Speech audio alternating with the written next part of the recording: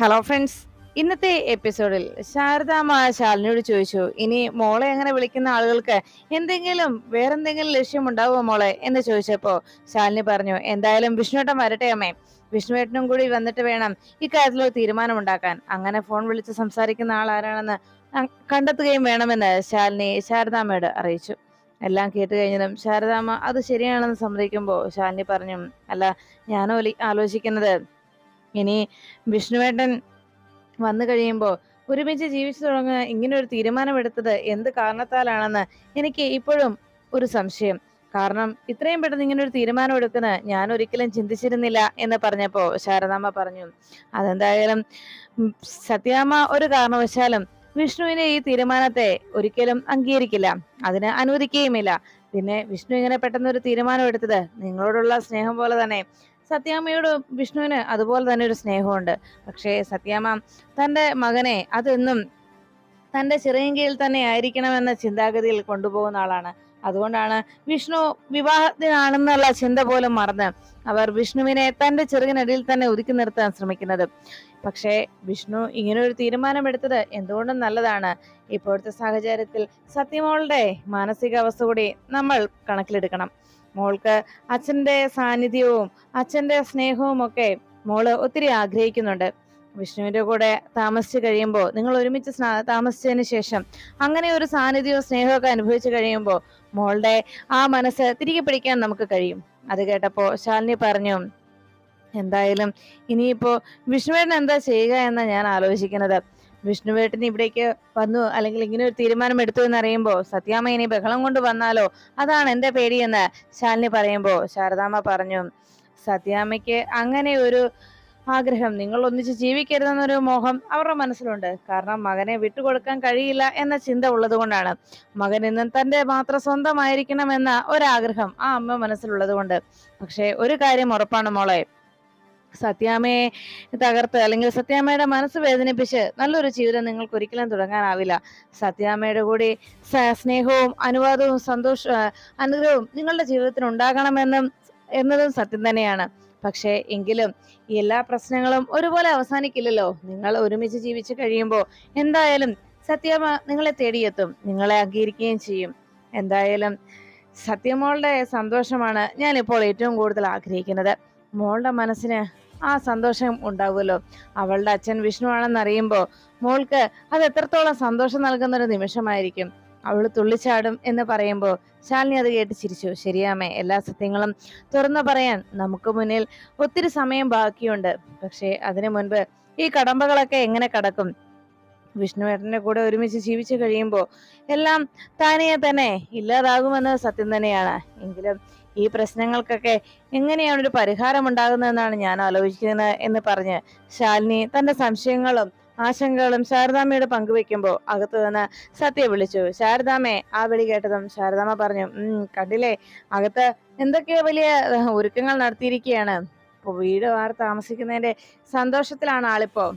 എന്താന്ന് ഞാൻ നോക്കട്ടെ എന്ന് പറഞ്ഞ് ശാരദാമ്മ അകത്തേക്ക് പോയി. പിന്നീട് കാണുന്നത് സത്യാമ്മ തന്നെ മൊബൈൽ ഫോൺ രോഹിത്തിനെ കൊണ്ട് പരിശോധിപ്പിക്കുന്നു. രോഹിത്തെ, ഇതില് ചില ആളുകൾ വിളിച്ച് അവരുടെ നമ്പര് മാത്രമേ നമ്പരും പേരും ഒന്നും തെളിഞ്ഞു കാണത്തില്ല, അതെന്താ അങ്ങനെ എന്ന് രോഹിത്തിനോട് ചോദിച്ചു. അടുത്ത് ശ്യാമ ഇതെല്ലാം കേട്ടുകൊണ്ട് നിന്നു. ഉടനെ തന്നെ രോഹിത് പറഞ്ഞു, അത് പിന്നെ ചില സ്പാം കോൾസ് അങ്ങനെ വരാറുണ്ട് സത്യാമ്മേ.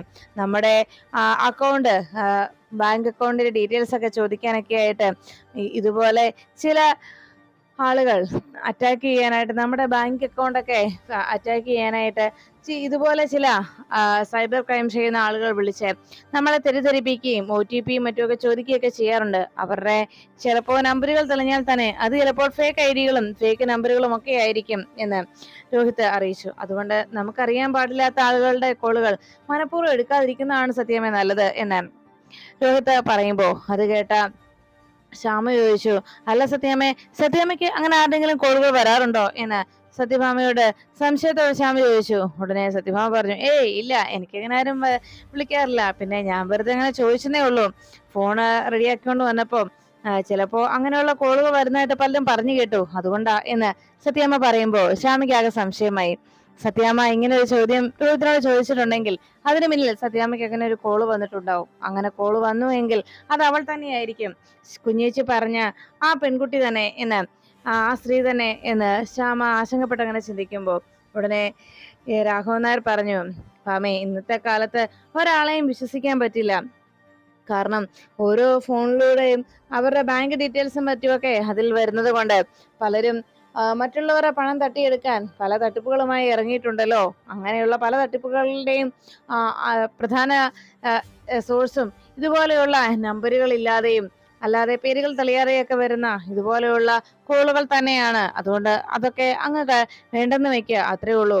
ധാരാളം തട്ടിപ്പുകൾ നടക്കുന്ന ലോകത്താണ് ഇന്ന് നമ്മൾ ജീവിക്കുന്നതെന്ന് രാഘവൻ നായർ പറയുമ്പോൾ പെട്ടെന്ന് കാഷായ വസ്ത്രമൊക്കെ ധരിച്ചുകൊണ്ട് വിഷ്ണു ഒരു തോൾ സഞ്ചിയും ഇട്ടുകൊണ്ട് പുറത്ത് നേരെ ഓം നമഃശിവായ എന്ന പഞ്ചാക്ഷര മന്ത്രവും ചൊല്ലി താഴേക്ക് വന്നു. വിഷ്ണുവിന്റെ ആ വരവും നിപ്പും മട്ടും ഒക്കെ കണ്ടപ്പോൾ എല്ലാവർക്കും അത് അതിശയമായി. രാഘവൻ നായർ ചോദിച്ചു, ഇതെന്തൊരു വേഷം, ഇവനെന്താ ഈ കാണിക്കുന്നത്? അപ്പോഴേക്കും വിഷ്ണു വിളിച്ചു, മക്കളെ. ആ വിളി കേട്ടതോടെ എല്ലാവർക്കും അത് അതിശയമായി. ഇവൻ എന്തൊക്കെയാ പറയുന്നത് എന്ന് രാഘവൻ നായർ ചോദിച്ചു.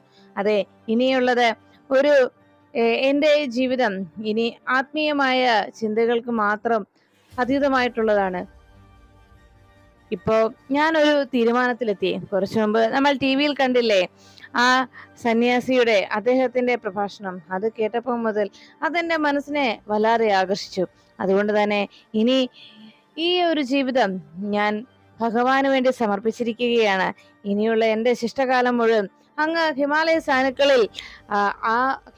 സാനുക്കളിൽ മാത്രം അവശേഷിപ്പിക്കാനാണ് ഞാൻ ആഗ്രഹിക്കുന്നത് എന്നൊക്കെ പറയുമ്പോൾ ഇത് കേട്ട സത്യഭാമ ചോദിച്ചു, ഇവൻ എന്തൊക്കെയായി പറയുന്നത്? എടാ വിഷ്ണു എന്ന് വിളിച്ചു. അപ്പോഴേക്കും വിഷ്ണു പറഞ്ഞു, മാതാവേ, അങ്ങനെ വിളിക്കരുത്. വിഷ്ണു അല്ല, സ്വാമി, അങ്ങനെ വേണം വിളിക്കുവാൻ. സത്യത്തിൽ എന്റെ മനസ്സിനെ ഇപ്പോ വല്ലാതെ അലട്ടുന്നത് ഈ ലോകത്ത് നടക്കുന്ന പല പ്രശ്നങ്ങളുമാണ്. നമ്മുടെ ജീവിതത്തിനെ നമ്മൾ ഏത് ദിശയിലേക്ക് നയിക്കണമെന്നും നമ്മുടെ ജീവിതം എങ്ങനെയാണ് പോകുന്നതെന്നും ഈ ലോകത്തിന്റെ പല പ്രശ്നങ്ങളെയും ഒക്കെ ചിന്തിച്ച് നമ്മൾ നമ്മുടെ ജീവിതത്തെ ഇല്ലാതാക്കുകയാണ്. അതുകൊണ്ട് തന്നെ ഞാൻ ഒരു തീരുമാനത്തിൽ എത്തിക്കഴിഞ്ഞു. എന്റെ ജീവിതത്തിൽ ചില കാര്യങ്ങൾ ഞാൻ തീരുമാനിച്ചു കഴിഞ്ഞു.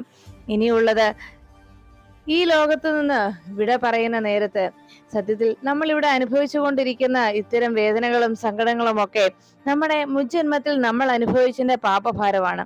അതുകൊണ്ട് തന്നെ ഇനിയുള്ള എന്റെ ജന്മത്തിൽ ഇനിയെങ്കിലും നല്ലത് സംഭവിക്കുന്നതിന് വേണ്ടി, ഇനിയുള്ള എന്റെ ജന്മത്തിൽ നല്ലത് തന്നെ മാത്രം ഉണ്ടാകാനായിട്ട് ഈ ശിഷ്ടകാലം ഇനി ഞാൻ അതിനുവേണ്ടി മാറ്റിവെക്കുകയാണ്. ഇവിടെയുള്ള മാലോകരുടെ സുഖദുഃഖങ്ങൾക്കൊക്കെ എല്ലാത്തിനും പ്രശ്നപരിഹാരങ്ങൾ ഉണ്ടാകുന്നതിനും ഇനിയുള്ള ഈ ലോകത്ത് ജീവിക്കുന്ന മറ്റ് മനുഷ്യർക്ക് വേണ്ടി നല്ലത് മാത്രം ചിന്തിക്കുകയും പ്രവർത്തിക്കുകയും ചെയ്യുക, അവർക്ക് വേണ്ടി പ്രാർത്ഥിക്കുക, അതാണ് ഇനി എന്റെ ജന്മോദ്ദേശം എന്ന് വിഷ്ണു പറഞ്ഞു. അത് കേട്ട് എന്ന രോഹിത് വേഗം ചാടി എഴുന്നേറ്റു. ബ്രോ എന്തൊക്കെയാ പറയുന്നത്? അങ്ങനെ ഞങ്ങളെയെല്ലാം ഉപേക്ഷിച്ച് പോകാൻ ബ്രോയ്ക്കാകുമോ എന്ന് ചോദിച്ചപ്പോ ഉടനെ വിഷ്ണു പറഞ്ഞു, അരുത് മകനെ, ബ്രോ എന്നല്ല, സ്വാമി എന്ന് വേണം വിളിക്കാൻ. അങ്ങനെ ഇനി എന്നെ വിളിക്കാവൂ. പിന്നെ ഒരു കാര്യം ഞാൻ പറയാം, നാം പോകുന്നത് നിങ്ങളെ എല്ലാവരെയും ഉപേക്ഷിച്ചാണെന്ന് നിങ്ങൾ പറഞ്ഞില്ലേ? എന്നാൽ നിങ്ങളെ മാത്രമല്ല, എല്ലാം ഞാൻ ഈ ലോകത്ത് എനിക്ക് സ്വന്തമാണ് എന്ന് ഞാൻ ആഗ്രഹിച്ചിരുന്നതെല്ലാം തന്നെ ഉപേക്ഷിക്കുകയാണ്. ഇനി നമുക്ക് ഈ ലോകം നമ്മുടെ വീടായി തന്നെ കരുതുന്നു. അതുകൊണ്ട് തന്നെ രക്തബന്ധങ്ങൾക്കോ മറ്റേ ഏതെങ്കിലും ബന്ധങ്ങൾക്കോ യാതൊരു പ്രസക്തിയുമില്ല ഇനി നമ്മുടെ ജീവിതത്തിൽ എന്നൊക്കെ വിഷ്ണു പറഞ്ഞു. അതുകൊണ്ട് തന്നെ ഇനി ഭഗവാന്റെ തിരുസന്നിധിയിലാണ് ഈ ഉള്ളവന്റെ ഇനിയുള്ള കാലം എന്നൊക്കെ വിഷ്ണു പറഞ്ഞു. ഓം നമഃശിവായ എന്നൊക്കെ വിഷ്ണു അങ്ങനെ ചൊല്ലിക്കൊണ്ടിരിക്കുമ്പോൾ ഇതെല്ലാം കേട്ട് തന്ന ശ്യാമ ചോദിച്ചു, വിഷ്ണുവേട്ടൻ ആലോചിച്ച് തന്നെ എടുത്ത തീരുമാനമാണോ ഇത്? വിഷ്ണുവേട്ടൻ ഇങ്ങനെയൊക്കെ പറഞ്ഞു കഴിഞ്ഞാൽ വിഷ്ണുവേട്ടനെ ചിന്തിച്ച് ജീവിക്കുന്ന എന്റെ കുഞ്ഞേച്ചിയോട് ഞാൻ ഇനി എന്തു പറയും എന്ന് ചോദിച്ചു. ഇത് കേട്ടപ്പോഴേക്കും ഉടനെ വിഷ്ണു പറഞ്ഞു, മകളെ, അങ്ങനെ എന്നെ മറ്റാരെയും കുറിച്ച് ആലോചിച്ചോ ചിന്തിച്ചോ ജീവിക്കാൻ പാടില്ല. പൂർവ്വകാലത്തെ കുറിച്ചൊക്കെ ഇനിയും പലതും പറഞ്ഞ് ആശങ്കപ്പെടേണ്ട കാര്യമില്ല. കാരണം സത്യത്തിൽ ഇപ്പോ ഞാൻ ജീവിക്കുന്നതും അതുപോലെ തന്നെയല്ലേ. ഇതെന്റെ സന്യാസ ജീവിതം തന്നെയാണ്. കാരണം സ്വന്തമായ ഭാര്യ ഉണ്ടായിട്ട് പോലും ആ ഭാര്യ അവിടെയും ഞാൻ ഇവിടെയുമായി കഴിയുന്നത് തന്നെ ഒരു വിധത്തിൽ ഈ സന്യാസ ജീവിതം തന്നെയല്ലേ. അതുകൊണ്ട് തന്നെ ഇനി ഈ സന്യാസ ജീവിതമായി മുന്നോട്ട് പോകാനാണ് എന്റെ തീരുമാനം എന്ന് പറഞ്ഞ് വിഷ്ണു നമുക്ക് പോകാനായി വിട തരണമെന്ന് എല്ലാവരോടും അറിയിക്കുമ്പോൾ സത്യഭാമ ചാടി എഴുന്നേറ്റു. എടാ വിഷ്ണു, നീ എന്തൊക്കെയാ പറയുന്നത്? നീ ഈ വേഷകെട്ടലൊക്കെ നടത്തി സന്യാസി ആകാൻ പോവെന്നാണോ നീ പറയുന്നത് എന്ന് ചോദിച്ചത്. വിഷ്ണു പറഞ്ഞു, സന്യാസി ആകാൻ പോകുന്നു എന്നല്ല, ഞാൻ സന്യാസി ആയി കഴിഞ്ഞിരിക്കുന്നു. ഇനി എന്റെ ജീവിതം ബാക്കിയുള്ളത് അത് അങ്ങ് ഹിമാലയ സാനുക്കളിൽ ചെന്ന് വേണം, അവിടെ തപസ് ചെയ്ത് വേണം ഇനി ബാക്കിയുള്ള ജീവിതം ജീവിക്കാൻ. അതിനുവേണ്ടി അദ്ദേഹത്തോട് ഞാൻ സംസാരിച്ചു കഴിഞ്ഞു. അദ്ദേഹത്തിന്റെ നമ്പർ എടുത്ത് ഞാൻ കുറെ നേരം അദ്ദേഹവുമായി സംസാരിച്ചപ്പോ എനിക്ക് ചില കാര്യങ്ങൾ മനസ്സിലായി. ഈ ലോകത്ത് നമ്മൾ മനുഷ്യർ പലരും ഒരു മായാ ലോകത്ത് ജീവിക്കുന്നവരാണ്. യഥാർത്ഥ സത്യം ഭഗവാന്റെ മുന്നിൽ നമ്മുടെ ജീവിതം സമർപ്പിക്കുക എന്നുള്ളതാണ്. ഭഗവാന്റെ തൃപ്പാദത്തിൽ ഈ ജീവിതം സമർപ്പിക്കുക, അത്രമാത്രം എന്ന് വിഷ്ണു ആലോചിച്ചങ്ങനെ നിൽക്കുമ്പോ ഉടനെ തന്നെ രാഘവൻ നായരും സത്യഭാമയും ഒക്കെ വിഷ്ണുവിന്റെ ഈ സംസാരവും പ്രവൃത്തിയെ കണ്ട് അതിശയത്തോടെ നോക്കി. അപ്പോഴേക്കും വിഷ്ണുവിന്റെ ഈ പെരുമാറ്റമൊക്കെ കണ്ടതോടെ സത്യഭാമയുടെ മനസ്സിൽ പെട്ടെന്ന് ഒരു ചിന്തയെത്തി. കഴിഞ്ഞ ദിവസം രാത്രിയിൽ ഉറങ്ങുന്ന നേരത്ത് സത്യഭാമയ്ക്ക് ഒരു ഫോൺ കോൾ വരുന്നു. സത്യഭാമ വിഷ്ണു ഈ പറയുന്നതെല്ലാം കേട്ട് അങ്ങനെ ആലോചിച്ച് നിൽക്കുന്നത് കണ്ട് വിഷ്ണുവിനും ആകെ സംശയമായി. വിഷ്ണു സത്യഭാമയുടെ മുഖത്തെ ഭാവവ്യത്യാസങ്ങൾ ശ്രദ്ധിക്കാനായി അങ്ങനെ കണ്ണടച്ച് നിൽക്കുമ്പോഴും തന്റെ ഇടത് കണ്ണിലൂടെ ഒളികണ്ണിട്ട് അങ്ങനെ നോക്കിക്കൊണ്ട് വിഷ്ണു സത്യഭാമയെ നോക്കി നിന്നു. ആ നിമിഷം സത്യഭാമയുടെ മനസ്സിലേക്ക് കടന്നു വന്നത് കഴിഞ്ഞ രാത്രിയിൽ തന്റെ ഫോണിലേക്ക് വന്ന ആ കോളായിരുന്നു. കോൾ അറ്റൻഡ് ചെയ്ത സത്യഭാമ പെട്ടെന്ന് ആലോചിച്ചു, അന്ന് രാത്രിയിൽ എടുത്തതും ഇതാരാ ഈ സമയത്ത്, അതും നമ്പർ ഒന്നും ഇല്ലാത്ത ഈ ഫോൺ കോൾ, അതാരാ വിളിക്കുന്നത് എന്ന് ആലോചിച്ച് സത്യഭാമ കോൾ എടുത്തപ്പോ സുസ്മിത ചോദിച്ചു, അതെ ഉറങ്ങിയിരുന്നോ? അത് കേട്ടതും സത്യഭാമ പറഞ്ഞു, അല്ല ഈ രാത്രി പിന്നെ ഉറക്കളച്ചിരിക്കാൻ, ഇന്ന് ശിവരാത്രി ഒന്നും അല്ലല്ലോ എന്ന് സത്യഭാമ അന്വേഷിച്ചപ്പോ സുസ്മിത പറഞ്ഞു, ഓ അത് ശരി, എന്നാലേ ഇന്ന് രാത്രി ശിവരാത്രി അല്ലെങ്കിൽ ഇനിയുള്ള രാത്രികൾ നിങ്ങൾക്ക് അങ്ങനെ ആകാൻ പോകുന്നു എന്നതിനൊരു സൂചന നൽകാനാണ് ഞാനിപ്പോ വിളിച്ചത്. ഇത് കേട്ടതും സത്യഭാമ പറഞ്ഞു, മര്യാദയ്ക്ക് നീ കാര്യം പറയുന്നുണ്ടോ? നീ ഈ വളച്ചൊടിച്ച് ഇങ്ങനെ ഓരോ കാര്യങ്ങൾ വിളിച്ചു പറയുന്നത് എന്താ നിന്റെ പ്രശ്നം എന്ന് സത്യഭാമ അന്വേഷിച്ചു. നിന്റെ പേരെന്താ എന്നൊക്കെ ചോദിച്ചതും സത്യഭാമയോട് സുസ്മിത പറഞ്ഞു, അതെ ഞാൻ പറയുന്ന കാര്യങ്ങൾ നിങ്ങൾക്ക് വിശ്വസിക്കാമെങ്കിൽ വിശ്വസിക്കാം. നിങ്ങളുടെ പ്രിയപ്പെട്ട മകനുണ്ടല്ലോ വിഷ്ണു, അവൻ മുമ്പ് ഒരു വട്ടം വാടക വീടെടുത്ത് താമസിച്ചില്ലേ, അതുപോലെ തന്നെ ശാലിനിയുമായി ഒരു വാടക വീടെടുത്ത് മാറി താമസിക്കാനുള്ള തീരുമാനം എടുത്തിരിക്കുകയാണ് നിങ്ങളുടെ മകൻ. അതിനുവേണ്ടിയുള്ള തയ്യാറെടുപ്പുകൾ അവൻ നടത്തി കഴിഞ്ഞിരിക്കുന്നു. വാടകയ്ക്ക് വീടെടുത്ത് അഡ്വാൻസും കൊടുത്തു. നാളെയോ മറ്റന്നാളോ അതിനു വേണ്ടിയുള്ള നീക്കങ്ങൾ നിങ്ങളുടെ വീട്ടിൽ നടക്കും.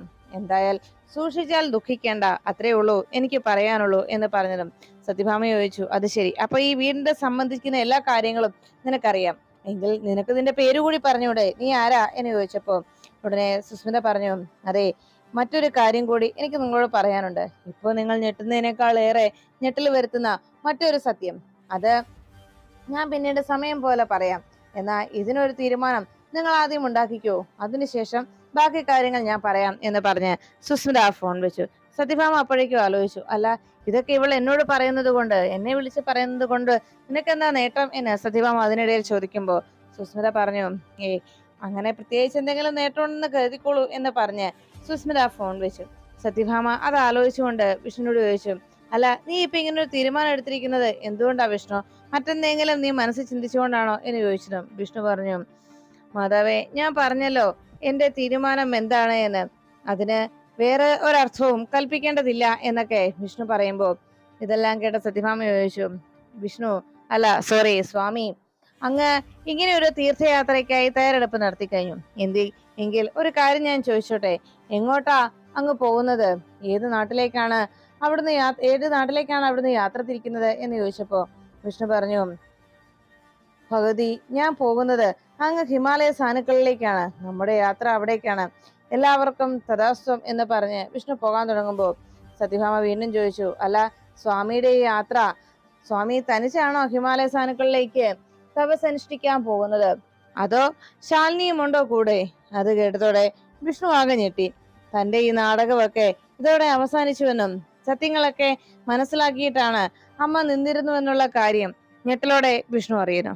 അപ്പോഴേക്കും സത്യഭാമയുടെ ആ ചോദ്യം കേട്ട് രാഘവൻ നായരും അവിടെ നിന്ന് ശ്യാമയും രോഹിത്തും അന്തിച്ചു നോക്കുമ്പോ രാഘവൻ നായർ ഇതിനോടൊപ്പം പറഞ്ഞു, അതെ, ജീവിതത്തിൽ നിന്ന് ഒളിച്ചോടാൻ, തന്റെ ജീവിതത്തിൽ തോൽവി സമ്മതിക്കേണ്ടി വന്നപ്പോ ഭാര്യയെയും മക്കളെയും നോക്കാൻ കഴിയാതെ അതിൽ നിന്ന് രക്ഷപ്പെടുന്നതിന് വേണ്ടി കണ്ടെത്തുന്ന മാർഗമല്ല സന്യാസം എന്ന് രാഘവൻ നായർ പറഞ്ഞു നിർത്തിയപ്പോഴാണ് സത്യഭാമ ഇങ്ങനെ ഒരു ചോദ്യം ചോദിച്ചത്. അത് കേട്ടതോടെ എല്ലാവരും ആകെ ഞെട്ടിത്തേച്ച് നിൽക്കുന്നു. വിഷ്ണുവിന്റെ പ്രവൃത്തികൾ കണ്ടതോടെ സത്യഭാമയുടെ മനസ്സിൽ കഴിഞ്ഞ രാത്രിയിലെ ആ ഫോൺ കോൾ കൂടി വന്നതോ എല്ലാം സത്യമായിരുന്നുവെന്ന് സത്യഭാമ തിരിച്ചറിഞ്ഞു. ഉടൻ തന്നെ സത്യഭാമ വിഷ്ണുവോട് പറഞ്ഞു, അങ്ങനെയാണെങ്കിൽ സ്വാമിയുടെ ഈ സഞ്ചിയിൽ എന്താ സ്വാമി കൊണ്ടുപോകുന്നത്? അവിടേക്കുള്ള യാത്രാ ചെലവിന് എന്തെങ്കിലുമൊക്കെ വേണല്ലോ, എന്താന്ന് നീ കാണിച്ചേ എന്ന് പറഞ്ഞ് വിഷ്ണുവിന്റെ തോൾ സഞ്ചി സത്യഭാമ പിടിച്ചു വാങ്ങിക്കുന്നു. വിഷ്ണു കഴിവതും അത് കൊടുക്കാതിരിക്കാനായി ശ്രമം നടത്തിയെങ്കിലും അവസാനം സത്യഭാമ അത് കൈക്കലാക്കി. അത് തുറന്ന് ആ ടേബിളിലേക്ക് ഇട്ടതും അതിൽ നിന്ന് വിഷ്ണുവിന്റെ പെർഫ്യൂമും ഫേസ് ക്രീമും പിന്നെ വിഷ്ണുവിന്റെ ഒരു ജോഡി ഡ്രസ്സും പിന്നെ അതിൽ നിന്ന് കുറെ നോട്ടുകളും ആ ടേബിളിലേക്ക് വീഴുന്നത് കണ്ടു. ഇതോടെ എല്ലാവരും ആകെ അന്തിച്ചു നോക്കുകയാണ്. ഇങ്ങനെ ഒരു സന്യാസ ജീവിതത്തിന് പുറപ്പെടുന്ന ഒരു സ്വാമിക്ക് ഇതിന്റെ എല്ലാ ആവശ്യകത എന്താണ് എന്ന രീതിയിൽ സംശയ ദൃഷ്ടിയെ എല്ലാവരും നോക്കുമ്പോൾ സത്യഭാമ പറഞ്ഞു, വിഷ്ണു, നീ എന്റെ മുന്നിൽ നാടകം കളിക്കുകയായിരുന്നു അല്ലെ? നീ എന്നെ കബളിപ്പിക്കാൻ നോക്കുകയായിരുന്നോ? ശാലിനിയോടൊപ്പം വീട് മാറി താമസിക്കാൻ, വാടക വീടെടുത്ത് താമസിക്കുന്നതിന് വേണ്ടി നീ നടത്തിയ നാടകമല്ലേ ഇത്? എല്ലാം എനിക്ക് മനസ്സിലായി വിഷ്ണു. എന്നാൽ നീ ഒരു കാര്യം കൂടി മനസ്സിലാക്കിക്കോ, നീ എന്റെ കൺമുന്നിൽ നിന്ന് പോയി കഴിഞ്ഞാൽ പിന്നെ ഈ സത്യഭാമ നിന്റെ മുന്നിൽ വെച്ച് തന്നെ ചങ്ക് പൊട്ടി മരിക്കും എന്ന് പറഞ്ഞ് സത്യഭാമ വിഷ്ണുവിനോട് അങ്ങനെ ഒരു ഭീഷണി കൂടി ഉയർത്തി വേഗം തന്റെ റൂമിനകത്ത് കയറി വാതിലടയ്ക്കണം. അവസാനം അമ്മയുടെ ആ ഒരു ഭീഷണി കേട്ട് എന്ത് ചെയ്യണമെന്നറിയാതെ വിഷ്ണു ആകെ പകച്ചങ്ങനെ നിൽക്കുമ്പോൾ ശാലിനിക്ക് അരികിലേക്ക് സത്യ ഓടിയെത്തി. അമ്മേ, നമ്മള് ഇന്ന് തന്നെ പോകുവോ പുതിയ വീട്ടിലേക്ക്? ആ ചോദ്യം കേട്ടതോടെ ശാലിനി ആകെ അതിശയത്തോടെ ശാരദാമ്മയും സത്യയെ നോക്കി. ഉടനെ സത്യ പറഞ്ഞു, അല്ല, നമ്മള് പുതിയ വീട്ടിലേക്ക് താമസം മാറുമെന്ന് പറഞ്ഞല്ലോ, അതുകൊണ്ട് തന്നെ ഞാൻ എന്റെ ഫ്രണ്ട്സിനെ എല്ലാം വിളിച്ചു പറഞ്ഞു, അതാ ഞാൻ ചോദിച്ചത് എന്ന് പറഞ്ഞപ്പോ ഇത്രയും നേരമായിട്ടും വിഷ്ണു വരാതിരിക്കുന്നത് കൊണ്ടും വിഷ്ണുവിന്റെ യാതൊരു വിവരവും അറിയാത്തതിനാൽ ആകെ നിരാശയോടെ ശാലിനി ശാരദാമ്മയെ നോക്കുന്നു.